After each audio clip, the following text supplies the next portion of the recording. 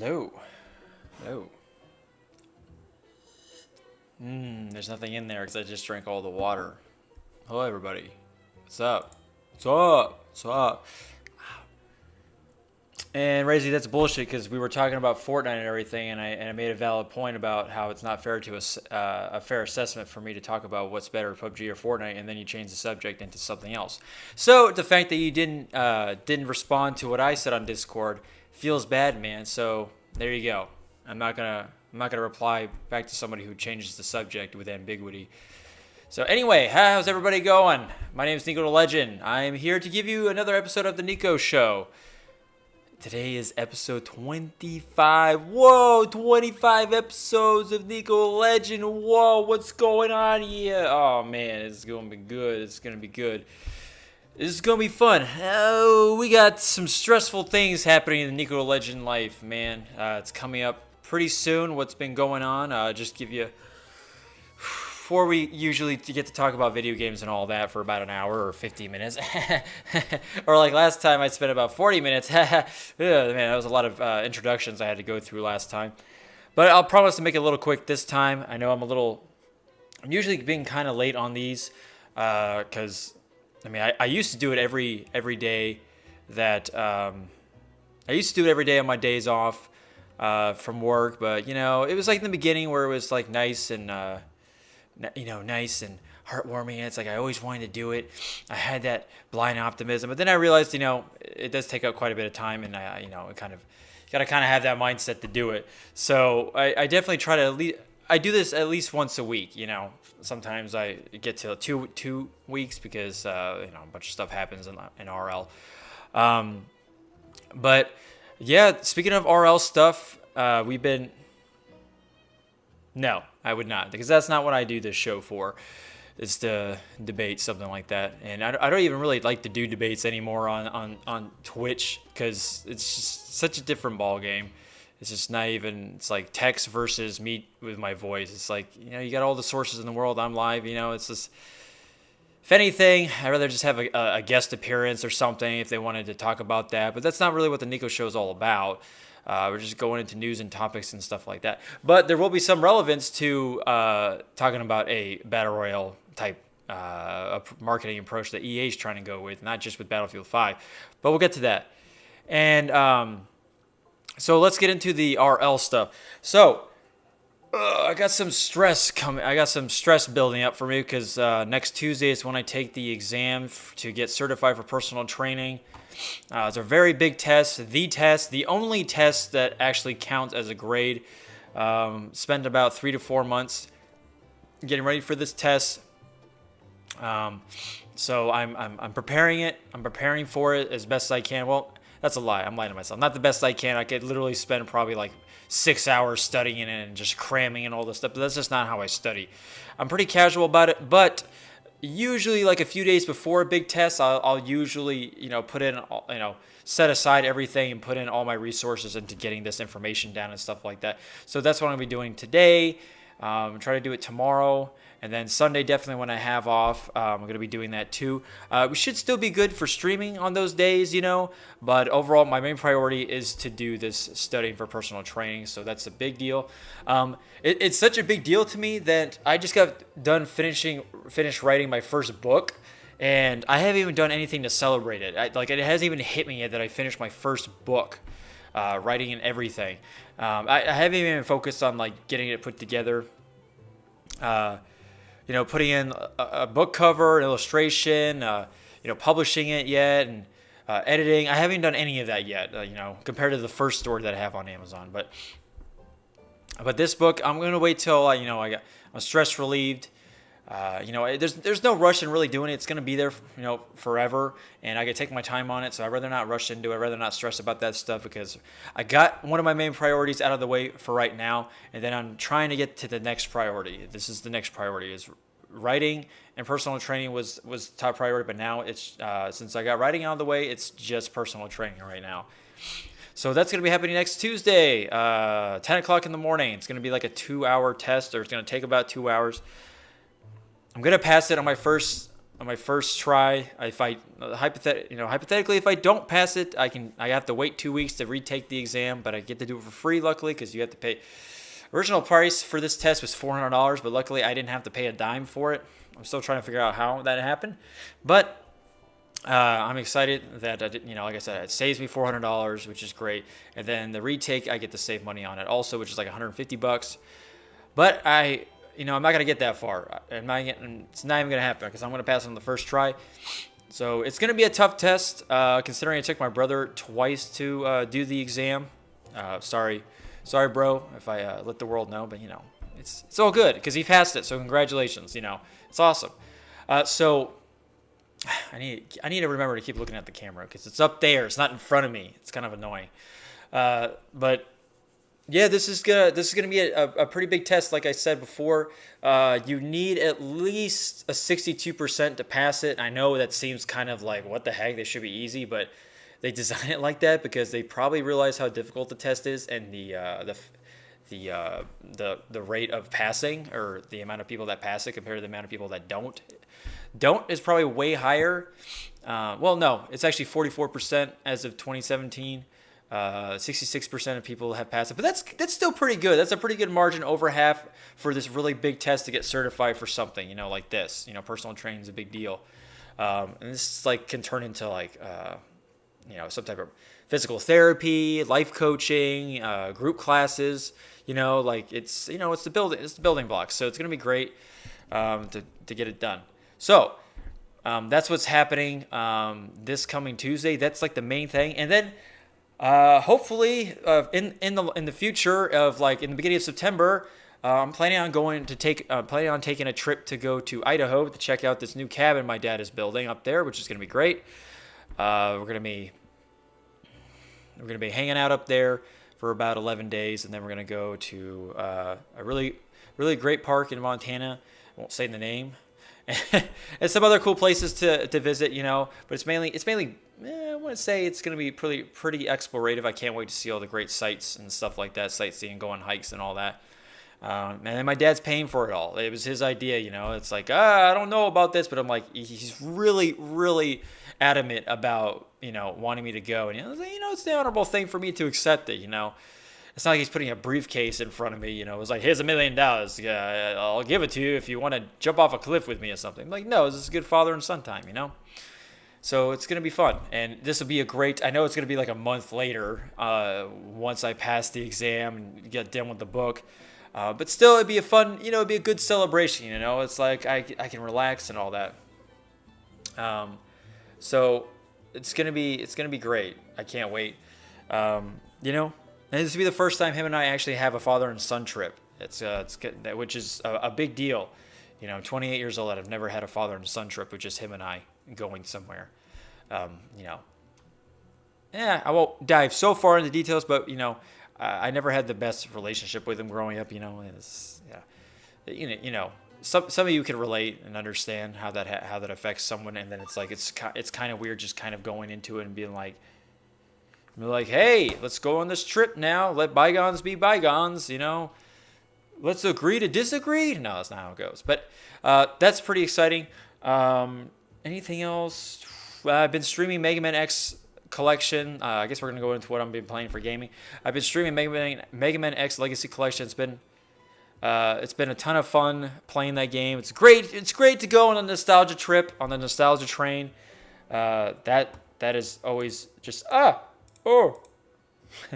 is always such a blast to do. And go back through memory lane. That's one of my favorite things to do, especially with Mega Man. It's crazy how probably Mega Man is one of the few games, at least the X series, that I was just so into. I'm still really into it, despite how old it is. And I grew up with this. It's one of the founding fathers of my video game career or something like that, whatever you want to call it. Just inspiration and wanting to do stuff. Although Mega Man 3 was the very first Mega Man game I played, but Mega Man X was the next one, and that game was amazing, so much fun. But it's really fun to stream it and play these games again and kind of refresh my memory, because it's been a while since I've beaten a lot of these games. I used to play these Mega Man games all day growing up. like back in my early teens or whatever. It's kind of crazy. So I even got done with the first Mega Man Legacy Collection yesterday. Was it yesterday? No, 2 days ago, sorry. And then today I'm going to continue the next Legacy Collection. We might have David Dow to stop by to do some streaming with that together, you know. He'll probably be seeing Mega Man X5 for the first time. But it's going to be fun, you know. It's going to be great. I can't wait to do it. Anything else? Oh, I'm still waiting for a donation to Playing Vampire, you know. It's a weekend sale for $37. Hey, you want to donate to NikoTheLegend? Give me Vampire. Haha. But anyway. That's all I can think of right now for RL stuff going on, and then what I've been playing for video games. Like I said, you know, I even streamed Pokemon last night for about an hour, but I got too tired. After, you know, hospital life really drags you down, man. But anyway, so let's get down to business. Let's get to talking about the games, the articles, and all that biz. This is gonna be fun. We got some cool stuff to talk about. Now, don't get me wrong. All I've been hearing, game journalists, they're just writing about easy stuff. They just keep writing about Fortnite and all the money it's making. So I didn't want to pick any of those articles because it's just too topical right now. Like it's just like such a big thing, and I don't like to join the bandwagon anyway. You know, it's like I was playing Battle Royale before it was even a cool thing. That's like, whoa, before everybody started to get on this Battle Royale train. Kind of like what Minecraft was. Like a lot of people picked up Minecraft before it even became a Minecraft success. And other games started to go with the Minecraft approach. You know, it's just a trend. It's a trend that's going to die out eventually, just like it always does. It might be a while, and, you know, Minecraft is probably still going really strong anyway. But you get the idea. The trends don't last forever. They just kind of get, you know, they kind of get left behind, replaced by other trends. It's just the human condition to do that. So anyway, let's get to our first article. Speaking of Battle Royale, this is something that I don't... yes. All right, so EA is considering making a free-to-play standalone shooter. We need that. We need EA just trying to double dip, putting their hands in the cookie jar. They really want to get that share of money. It's like they just don't understand how to be like an original company, and just it's like it's okay. Like I'm okay with competitive corporate companies. I get it, but it's like EA just needs to find its center before you can even start, you know, dabbling in these other things. You know, it's just like they just need to stop. They just need to stop. You know, experiment with it first, and then I know it says considering, so I mean we'll get into the article and talk about it, but it's just crazy. So Battle Royale will remain a part of Battlefield 5, but not. Oh, I got a burp. Never eat and do a stream right afterwards. I don't know how musicians do it at concerts and not burp while they're singing or something. It's kind of crazy. They probably have a really big breakfast and that's it, and then they just drink water the rest of the day. But whatever. Or you're probably not even thinking about it when you're on stage. So Battlefield Royale will remain a part of Battlefield 5, but it might not be EA's only attempt at Battle Royale. Yeah, here we go. Strike one, strike two. With Fortnite continuing to dominate the gaming world, yeah, dominate, of course. Just sales right now, and player count probably, and making Epic Games billions of dollars. Oh man, if only Gears of War did that for them. Another publisher is now thinking about jumping into the Battle Royale market, which could be worth $20 billion in 2019. I'm sorry, this is an IGN article. Blech. But they have some okay things. During its investor call for Q1 FY 2019, EA talked about the possibility of making a free-to-play Battle Royale game of its own. The topic came about when EA COO and CFO Blake Jorgensen was asked if Battlefield's BR mode, dubbed Battlefield Royale, might be spun off into a separate free-to-play product. Jorgensen shot down that idea, saying Battlefield Royale was no different than any other mode in Battlefield 5 continuing. However, he implied that a separate standalone Battlefield shooter for EA is a possibility. Well, we all know EA is probably going to do it anyway, because it's fucking EA. I mean, we can see through anything EA does. It's like it's just blatantly obvious what they're trying to do, and like what they try to, you know, they try to be clever and try to keep this information under wraps and not spoil anything. But it's like it's obvious you guys are just. We just know, man. We've seen the proof before. My teeth look really white here. I would say we're interested in probably experimenting with an essentially free-to-play standalone. Okay, so possibly... interested in possibly experimenting. Yeah, okay. That might be in a shooter genre or another genre. Ooh, but I don't know. I don't think that's how we're looking at Battlefield stuff right now, says Jorgensen, but you'll see more to come out on that in the coming months of years and years. We're continuing to build and look to deliver innovative multiplayer components to B5, said Wilson. As we come into October, we'll be talking more about this, but you should expect that we'll be delivering a full-featured game that features all the traditional components of a Battlefield game, in addition to new modalities of playing, including Battle Royale, and delivered in a way that we believe we want to play, which is not just what we get at launch, but in the context of a live service over time. Closing statement. Battlefield's biggest rival, Call of Duty, is also getting a BR mode in this year's iteration. It's arguably the right mode for both games to copy.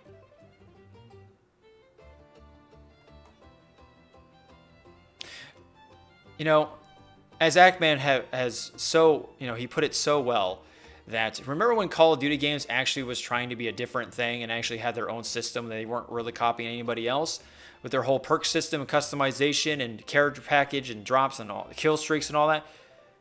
What happened to that, right? And it's like now Call of Duty is wanting to be like that because that's where the money's at. It's like, oh look, my get rich quick scheme. That's what people like to do. It's crazy when you see corporate companies that they try to do that get rich quick scheme as well. Like, it just doesn't work that way. Like, Epic Games, look at that. Nobody even cares about their standalone Fortnite game. They just care about the Battle Royale. Like, can we just actually just say, like, not just Fortnite? Can we just say Fortnite Battle Royale? Because Fortnite as a whole means, like, the whole game is doing good. I'm pretty sure that competitive, like, the majority base of playing Fortnite is based on this Battle Royale. Actually, probably, like, 98% of it. And the rest is just playing that tower defense game, that horde mode game that Epic just, got originally from Gears of War, because, Gears of War was owned by Epic, and then Gears of War 2 was one of the first games to actually start that horde mode business. But look, nobody even talks about that. Everybody just talks about the Battle Royale part. I get it, EA. You want to make all the money you lost from 2017, you want to make it back and then double down. It's not going to happen that way, okay?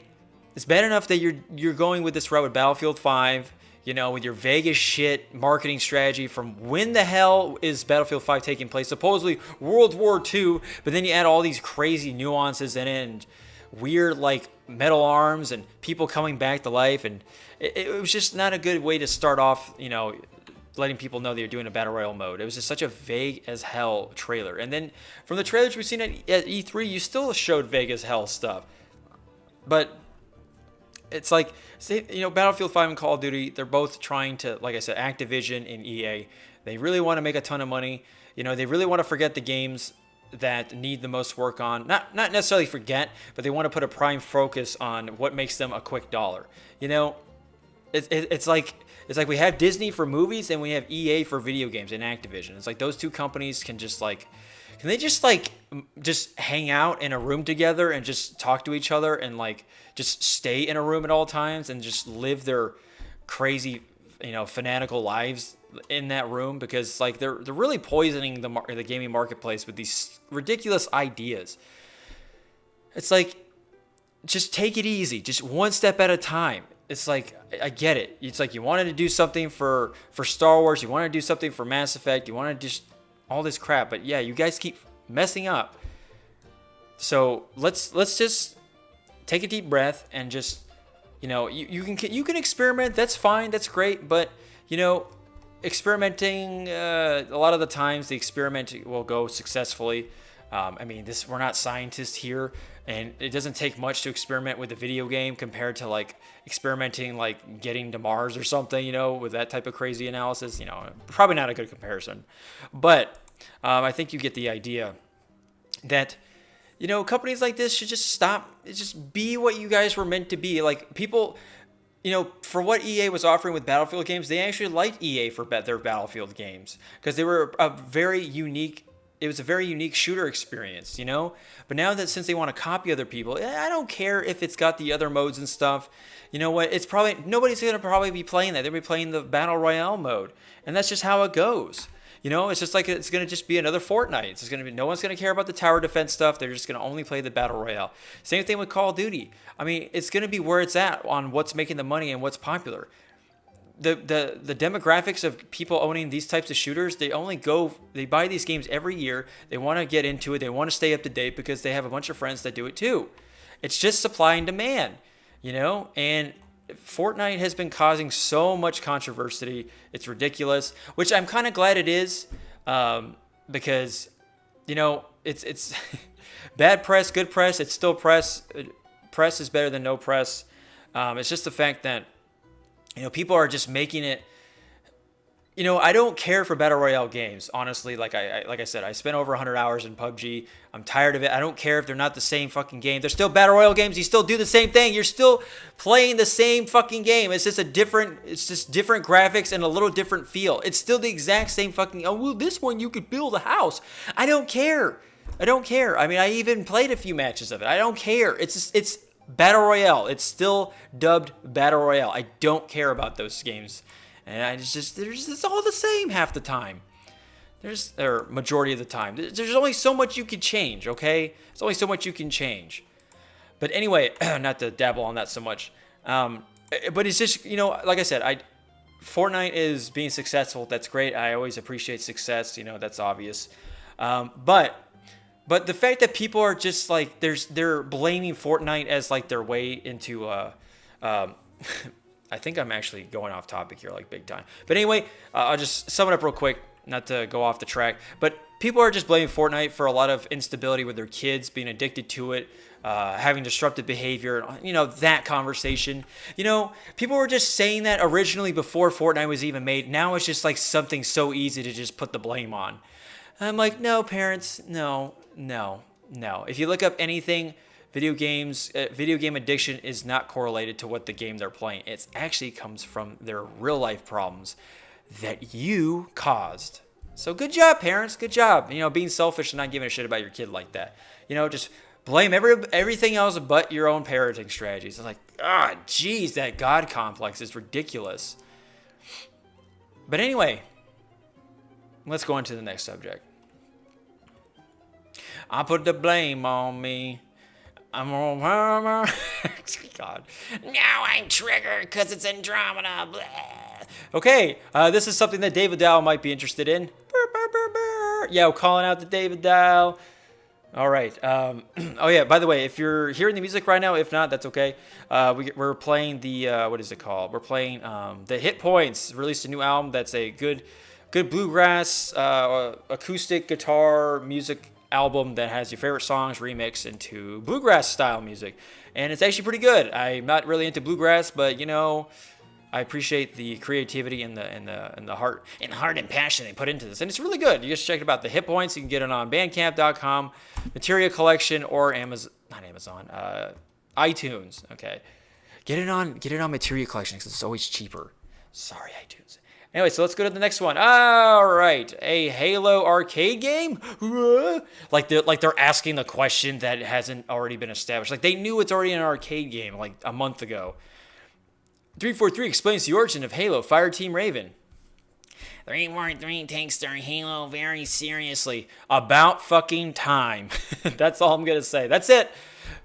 In the long wait for another entry in the Haloverse, no one would have guessed the next chance to share the screen with Master Chief would come in the form of a mammoth arcade game. By the way, this thing looks freaking awesome. This arcade setup. Like, you get to play ODSTs. Like, what? It's awesome. And, like, you can see it kind of right here. Here, I'll try to zoom in a little bit. Let's see. There you go. So, a little bit more. I know this. I would play this video, but I'll get flagged for it. Because it's happened before with me. So you can see, like, you can't see the cursor, but you can see the giant cockpit there, like the whole setup right there behind the play button. That's pretty insane. And, there have been plenty of arcade games that I played that have had those giant cockpits before, like Jet games, Star Wars games, that's old classic Star Wars arcade, Marvel vs. Capcom. I mean, they got some cool setups with this stuff, and I think it's awesome that they do it with this. And I'm happy about that. Let them be a little creative, being a little, trying to redeem themselves a little bit. Oh, hold on, I gotta get back to this picture. But 1 second. It's just so much easier when you're just doing it and not having to worry about this. Okay. Anyway, so in a long wait for another. Okay, yeah, we get it. A joint effort between 343 Industries and arcade developer Raw Thrills and Play Mechanics seemingly came out of nowhere. Whoa, just like Rage 2. Whoa. Just a few short months since that announcement, Halo Fireteam Raven is already out in the wilds of Dave & Buster's across the country. Hey, Dave. Hey, that's somebody I know. Look, Dave Dial. Busters. Mega Buster. Is that me? Yeah, Mega Buster mug. That's me. Woo. All right, product placement. Waiting for you and up to 3 others to go. Oh, up to 3 others? That's pretty cool so far. And gunned down droves of Covenant and Flood of the titular ODST foursome during the events of Halo Combat Evolved. Whoa, whoa, whoa. This takes place during Halo Combat Evolved? What? Blast from the past? Covenant and Flood? 4-player co-op? Whoa, it sounds like this game's already better than what Halo 5 was bringing out. But the question remains, why a Halo arcade game? To find out how massive and cooperative shooting gallery how this massive cooperative shooting gallery came into being, we spoke with Kiki Wolfkill. It's a very interesting name, by the way. Head of Halo Transmedia at 343 Industries, and Eugene Jarvis, CEO of Raw Thrills. I got some Raw Thrills for you, baby. Raw Thrills has approached us many years ago with the idea of a Halo arcade game, Wolfkill said. At the time, we were heads down on Halo 4. But we were generally intrigued with the idea. We just wanted to make sure that we had time to properly dedicate to the partnership. We all have incredibly fond memories of our own arcade game experiences, and of course, the idea of working with legendary Eugene Jarvis was a dream come true. So it really was just a matter of when. When we had been looking for opportunities for out-of-home social Halo experience, and Raw Thrills was the right team to help us do that. I can respect that. I like to get a little more personal with my Halo experience. There's nothing wrong with that. For Eugene Jarvis, his partners and team of developers were already keen Halo fans on the road from pitching. I mean, it's really hard to not be a Halo fan. Maybe lately it's been a little tough love, but overall, yeah, it's really not that hard. Up and running was a long one that had its share of obstacles to overcome. At Raw Thrills, we've been Halo freaks since the first Xbox. Oops, trying to show you where I'm at. The entire developed team at our Play Mechanics studio has been obsessed with doing a Halo arcade game ever since. What we needed was a killer arcade concept that would completely blow away the developers at 343 Industries and be worthy of carrying the Halo torch. Easier said than done. We needed to bring something cool and unique that would have the wow factor to get people totally psyched and off their butts and into the arcade. One of the coolest. It's too bad the closest David Buster's is like an hour away. I kind of wish there was one in the Avenues. I would actually drive there just to test it out. It'd be pretty fun with friends. One of the coolest things about Halo is the player community is built around some awesome network team experiences. The arcade is really about live meat space gaming. Meat space? That's kind of interesting. And Meatbag and 343 really insisted we get the team concept right. So we decided to go big with a 4-player co-op sim. Sounds good to me. After a decade of failed designs and crash and burn pitches, we had something that the folks at 343 Industries couldn't pass up. Working with Microsoft at 343 was unlike any development we've ever experienced. The care, passion, and attention to detail at 343, what is it? Hold on. Was never ending. Okay, yeah. Was never ending and sometimes exhausting, but I think it really shows in the game. It's been 3+ years since we got the green light for the game. Being our first Halo experience, our first ever 4-player co-op game, it stuck down a lot more resources than we guessed. There was so much in this puppy that was overshot by over a year and millions of dollars. Extra on our budget. For eons, it seemed we were pouring assets and content down a black hole. But when we finally got everything into the game running on the prototype, it was jaw-dropping. Sounds good to me. As a development studio, you have to have a team. Oh my God, that's ridiculous. This is the first time I've ever seen someone use this word 3 times. As a development studio, you have to have a team with real passion for the experience. If there is no love, just a quest for cash, nothing good is going to happen. Oh, shoot. Oh, you hear that? Oh, shoot. Wait, what just happened? Oh, whoops. Oh, shoot. Let me read this again. All right? Any developers listening out there? If there is no love, just a quest for cash, then nothing good is going to happen. With 343 Industries, it was truly a joint project from day one. They opened up their asset stash and gave us incredible art, animations, concept style guides, etc. We even linked up the arcade game with Halo Xbox Live player accounts. They were so crazy they wrote an entirely new chapter in the Halo lore just for Fireteam Raven. Look at that. Look at that. Just an arcade game is probably going to make a new book and everything too. So we seamlessly fit in the Halo universe. The whole concept of being on the ring with the ODSTs was beyond cool, but it was all for the best. 343 Industries takes their Halo very seriously. Ooh, this does look pretty cool. For Kiki Wolfkill and the folks at 343, Halo Fireteam Raven was also a learning experience.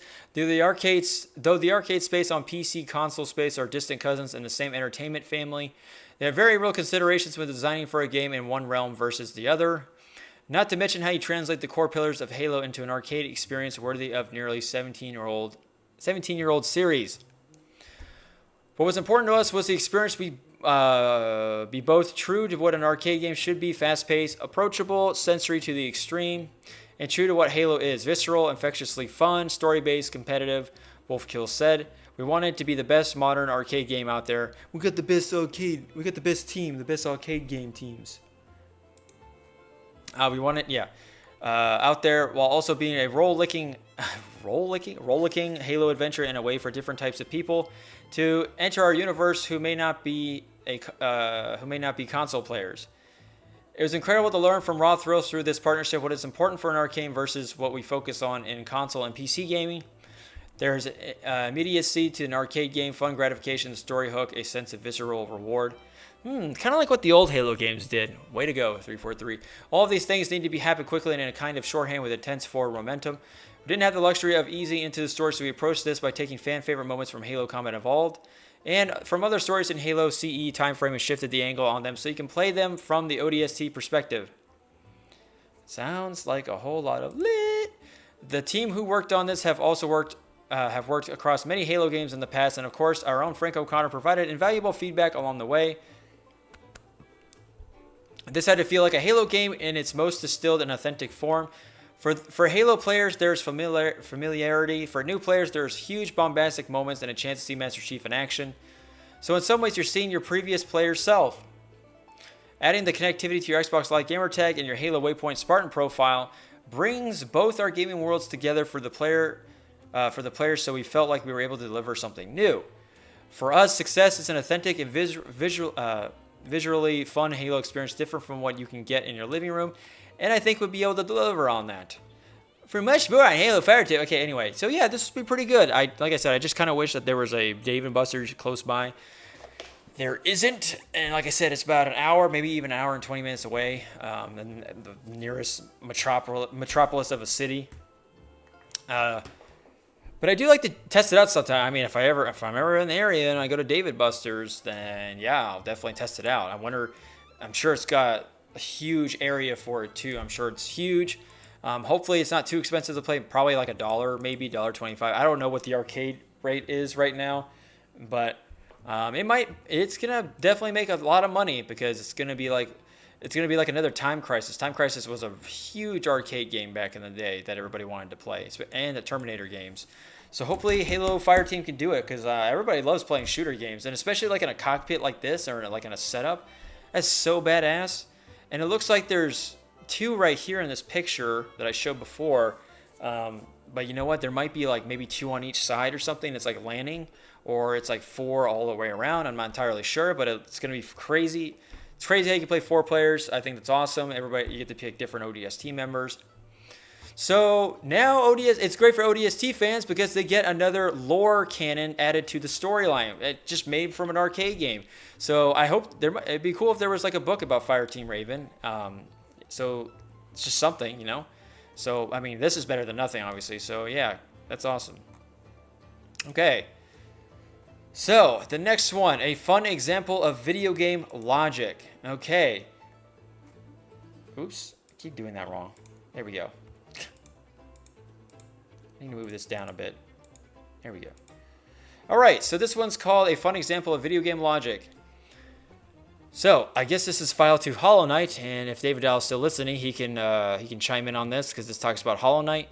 In the treacherous world of Super Mario Bros., it's useful, if not really. Well, I play it like at least 6 hours, so I can also probably put something in. There's no logic on why things are that way. Oh, wait. It's not realistic for platforms to hover and fireballs to bounce. There's no logic to why things are that way. They just are. That's fine, but I enjoy when games designers find a way to justify the weird rules of their game, as the creators of Hollow Knight have about why their hero can't always use his map. Hollow Knight is an exploration game in the style of Metroid in which consulting one's map is as important as slaying enemies. We've hyperventilated a lot about the game lately. It's a beautiful world set mostly in an underground kingdom of bugs, and it's full of satisfying secrets to discover. Kind of like how Metroid is. There's a lot of Super Metroid has a lot to do with underground stuff, which is really cool. So, the map in Hollow Knight. Oh, a second, just thought I was going to get murdered. The map in Hollow Knight follows some wonderful rules of video game logic that merge the rational and the irrational. The map is filled out gradually as you play, though only once you do two other things. First, you must find a character called Cornifer, who is always ahead of your hero, the knight, in each region you discover. Cornifer will sell you incomplete maps of what he's found so far, which is pretty cool. Although in one area that particularly terrifies him, he fittingly sells his least complete map.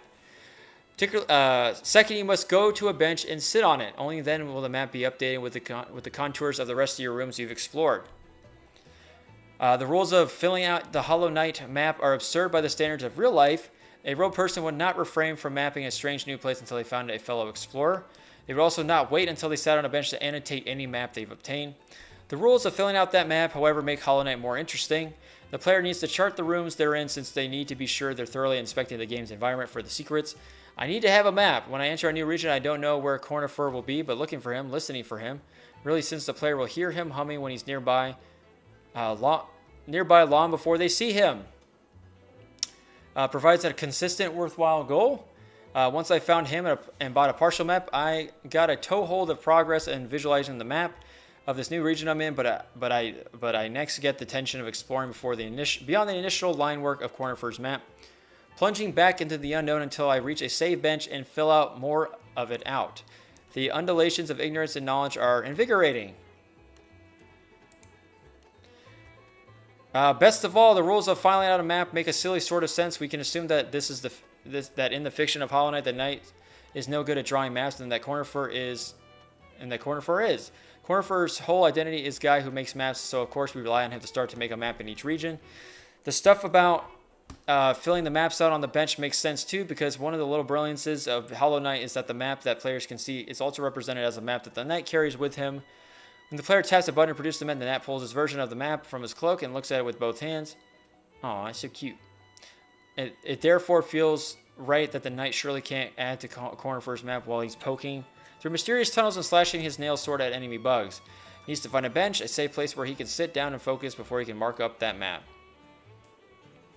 It is very good. This gets back to the idea of when the player can check the map and the peculiar but pleasant constraint the developers have put on it. The player can look at the map when the knight is standing on solid ground. Tap the button, he pulls the map out and looks at it while the player does too. The map can also look at the map while the knight is walking. Tap the button while making him walk, and he starts eyeballing that map while he's taking a stroll. The knight will not take out the map while jumping, but who checks the video game map mid-jump anyway?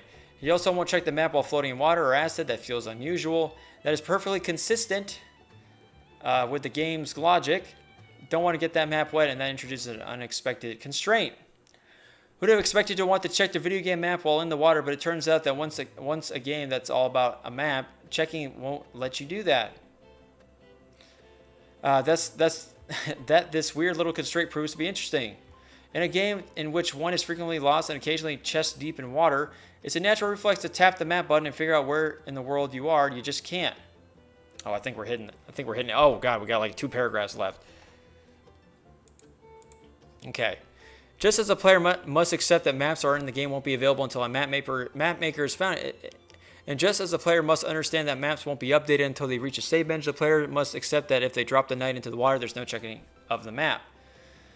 I'm no game designer, but I'm guessing that it would be easier to let players check the map while the knight is floating in water than create the rule that he can't, or perhaps it is harder to justify that action if an animation is needed to show him opening a map, and there's no map opening while floating in the water animation. That wouldn't look ridiculous by the standards of it looking normal for a little bi guy to open a map while standing on dry ground. Okay, go on.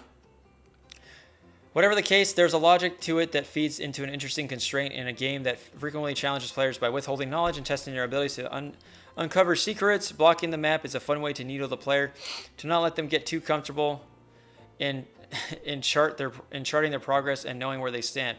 It all makes sense. Wouldn't want that map to get wet after all. So I believe he's trying to say that just the type, yeah, little bye guy. I'm gonna start calling it Hollow Knight bye guy. So I guess what he's trying to get at is just, how the fact that you can't just exploit the map anytime you want, even though you can't use it in the water because I guess it tries to be realistic with that, but also at the same time it tries to be its own thing by sitting on a bench and pulling the map out and finding somebody to help you out.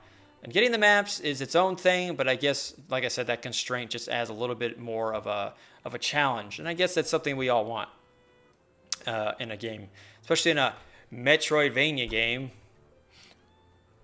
So it's more for people who haven't played it. Yeah, I would think so. Yeah.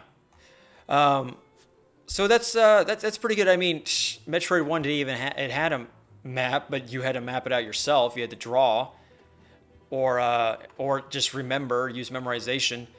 So that was interesting. So I can only imagine if Hollow Knight didn't have that. You had to remember everything. But I mean, that's what's good about these games is that sometimes you don't need the map entirely. I mean, there's a lot of landmarks and milestones that you pass that can help you remember different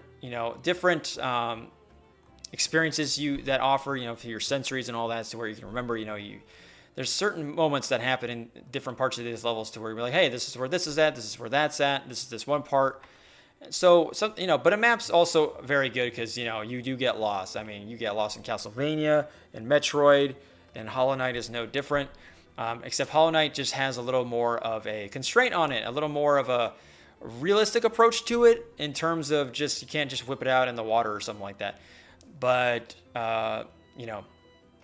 apparently you have to only update your map when you're sitting on a bench. Once you've explored certain parts. But I'm okay with that because it's. I mean, maybe the Hollow Knight doesn't want to do that while he's adventuring out, and the bench is the best place for him to do it. It's like it adds its own little characterization to it.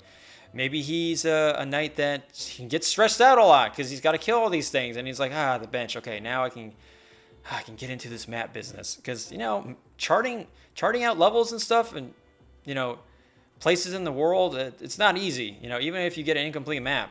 You still have to do it yourself. It's like a completely different experience. So I would say that I would do it too. I would have to find someplace to sit down. It just so happens in particular that it's a bench. And it's just, it's a part of what makes the video game great.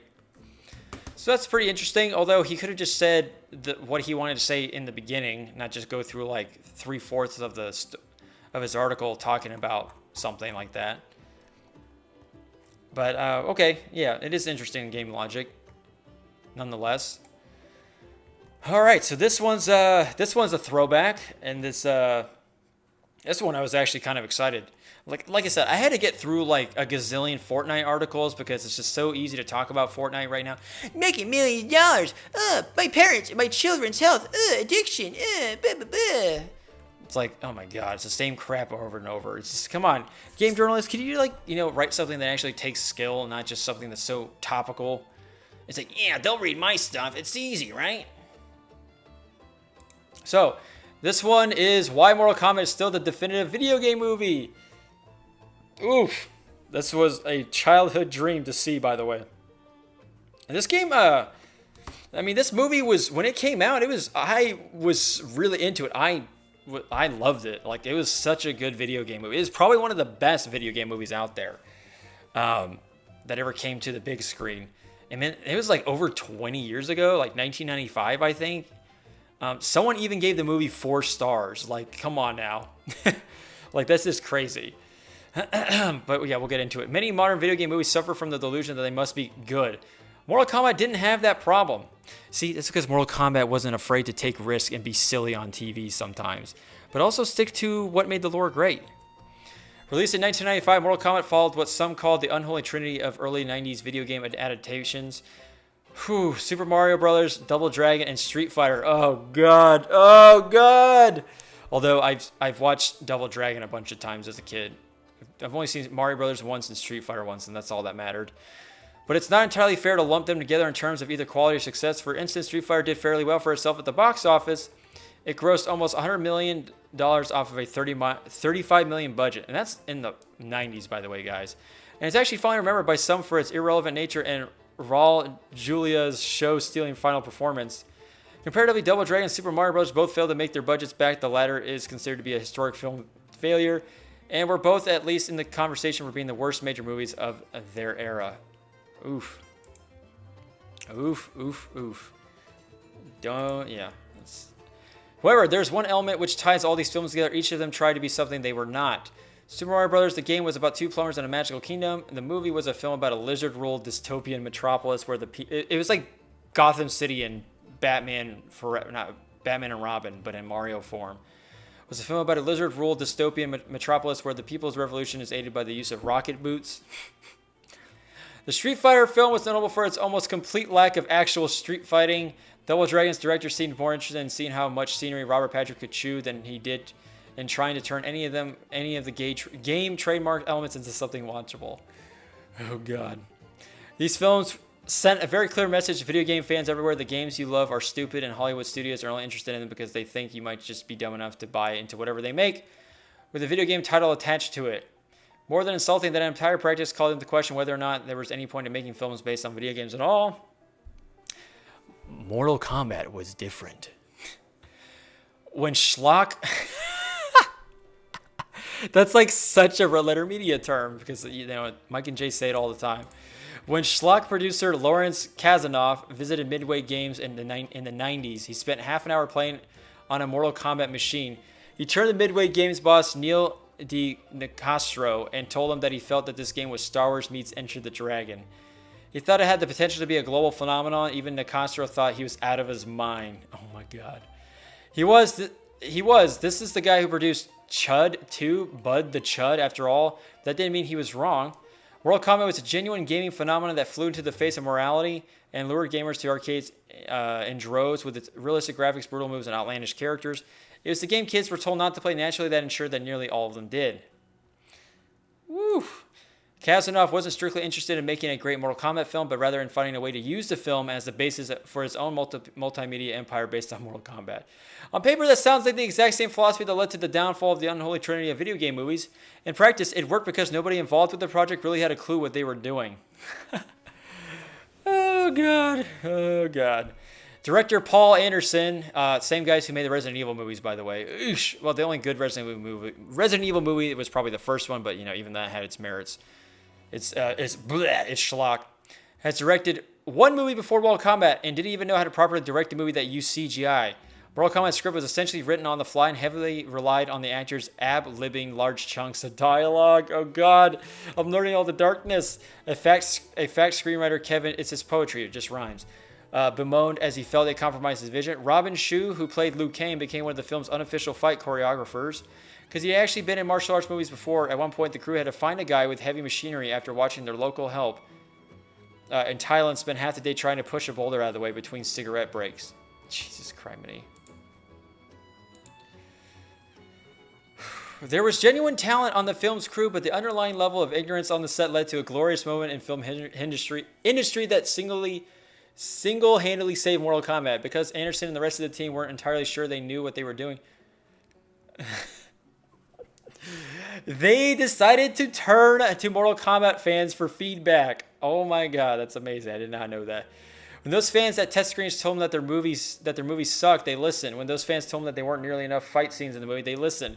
When fans told them that the classical orchestral music didn't fit at all, they listened. Anderson was also a fan of the game and treated these comments as gospel from the very people of the movie was made for. Anderson and his crew weren't necessarily trying to make a movie that was good. They were trying to make a movie that felt like Mortal Kombat.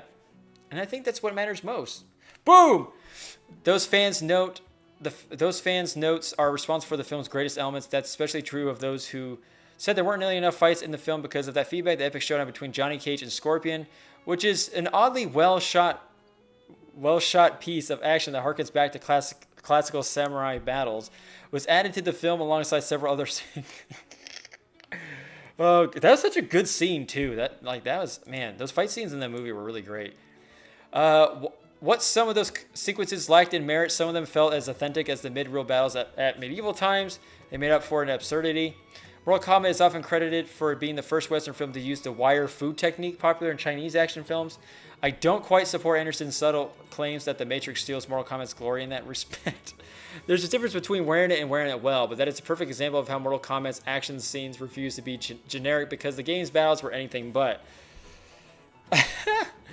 That same philosophy aided the film's soundtrack. Test audiences hated the we're up here, by the way. Generic orchestral music used in the initial cut of the movie. So the film's sound team looked at the Mortal Kombat games. They discovered that the music essentially used an upbeat electronic soundtrack, so they decided to emulate that. Record labels and studios laughed at them and suggested that they do something like have Buckethead battle Eddie Van Halen on guitar, which for the record would have been fucking awesome. Oh god, this is humorous. The result of the crew's... Okay, this is going to be a good finishing article. Okay, forget the other thing. Yeah, whatever. Why did Microsoft enter it? Because they're dumb. Just kidding. It's an absurd electronic dance song that utilized warped audio files from the game. The idea of an electronic song that screams the title of the film at audience is absurd and stupid. And yet that song was the driving force behind the Mortal Kombat achieving platinum status. Why? Because who cares about absurd or stupid when something is obviously entertaining? And, you know, that song is so iconic. It's just ridiculous. There are times when it feels like that was the guiding light of the entire Mortal Kombat production. Do Sub-Zero and Scorpion look ridiculous on screen? Their video game accurate costumes? Yes, but the ridiculous characters and trying to normalize them would have been worse. Was Goro a honking piece of puppeteering that broke down as often as the shark from Jaws? Yes, but watching a decrepit animatronic react to a low blow from Johnny Cage is just an amusing on film that's the same move in the game. But, you know, by the way, when this came out at the time, this was actually pretty spectacular looking. Like, don't get me wrong. Like, this... I didn't even realize that Goro was, like, animatronic until, you know, later on. I mean, it was pretty well designed, you know, for a kid to understand. I mean, as a kid and play Mortal Kombat 1 and 2, it's like it didn't matter. Like, there was no bullshit in the movie. It was just, like, straight to the point. Didn't need that complex of a story, you know. That's why Mortal Kombat is such an essential part of video game adaptation history. Maybe movies like Resident Evil and Silent Hill are better, but they're not better than the games they're based on, and they're not better than a legion of other horror films. Who would you recommend either movie to? Rampage and Tomb Raider are acceptable brain-dead romps, but what elevates them above all the other brain-dead romps, I think it might be talking about not the Joe Lee Tomb Raider, but the latest one, and then Rampage with The Rock. For some fucking reason, he has to be in there. But what elevates them above all other brain-dead ROMs, most importantly, could you tell a fan any of those games that they absolutely must see the movies based on them? Mortal Kombat is different. Mortal Kombat is an essential piece of filmmaking for anyone who wants to understand the entirety of the Mortal Kombat phenomenon. It's as much as part of that legacy as the games themselves. More than that, it's for anyone who wants to see what it truly looks like when a video game is converted to celluloid. It's for film history buffs, 1990s schlock junkies, kung fu fanatics, and Netflix addicts who have moved on onto tier 3 titles. All of these accolades for a film that, quite honestly, isn't even really that great of a movie. That's how you know it's the definitive video game film. Oh god, yeah, it's so true. Or is it? You know, but that's the point. Like, it wasn't trying to be like this try hard. Yeah, look at me, I got money, I'm doing it this way. Look, we got money and effects and stuff. The movie majority of it was practical effects, and I think that's what made it good too. That it was it was more of a down-to-earth kind of Mortal Kombat experience, but also it wasn't that difficult to make it, really. And the CG at the time was actually really good compared to what it usually was and what it is now. I mean, there's some CG, there's some animation that is better in movies that came out 20 years ago that we see today, like Thor Ragnarok, Percy Jackson, the second one. Their CG is kind of crummy. I mean, just some of the Marvel movies. But like Mortal Kombat I would say was pretty good for the most part. Like I said, I thought it was pretty dang realistic when it came out. Jurassic Park is another one of them. I mean, Star Wars. I mean, that's fucking back in the same. The Thing back in like 1982. I mean, come on. Those. It's like sometimes that's all it takes is practical effects and stuff. You know, you don't have to be so try-hardy. You can have some 3D stuff. But, like, look, it was nowhere as a 3D disaster like Mass Effect Andromeda was with CG and all that. Oof. God. But, you know, this is if you're into video games and you really like Mortal Kombat, you should definitely see this movie. You could definitely probably buy it for like $1. or something super cheap, less than $10 off Amazon or eBay, or watch it on Netflix, or just watch it for free on the internet. I mean, seriously. But this is definitely I really like this this movie. I must have seen it like a gazillion times because, you know, I did enjoy the characters, and I think what more story was developed was when it was during the fight scenes than the actual plot, believe it or not. Because as Mortal Kombat game, which that's what it's based on, is the fights themselves that create the story. And then it's just some Mortal Kombat tournament, and, you know, Shao Kahn is like this overworld guy. Ooh. But, you know, it's the fights themselves that make the story and what made the movie great and all that. And, yeah, it had great, you know, the acting was fine. They had some pretty popular actors in there. They had, Sonya Blade she was in Billy Madison, you know, she was a babe. And then it had, you know, the Luke Cage. Oh my God, Liu Kang. You know, he was pretty good at acting. You know, it's like these are movies that don't really take much to act good in. It doesn't need to. Like, anybody could really do it. But anyway, so yeah, definitely check it out. You know, it's got some cheesy moments in it, obviously, but it's not as cheesy as some other things we've seen. Okay, it's not like a Transformers cheeseball scene of Revenge of the Fallen with Shia LaBeouf's parents smoking weed, or his mom smoking weed. Like, I just don't even understand why. Oh God, and racist robots. That actually didn't bother me that much because I didn't think they were that racist, but I guess they were just typecasted as black robots. But anyway, so let's finish this up. I've been Nico the Legend, your host for the Nico Show today. I hope you did enjoy. If you like what you saw, please follow me on the Twitch channel. Check out the YouTube channel. And if you want to join the Discord server, by all means, the links are below. And I hope you all have a good day. And we're going to be streaming Mega Man X5 here pretty soon. We might have David Dallas stop by. I'm not too sure, but we'll find out. See you soon.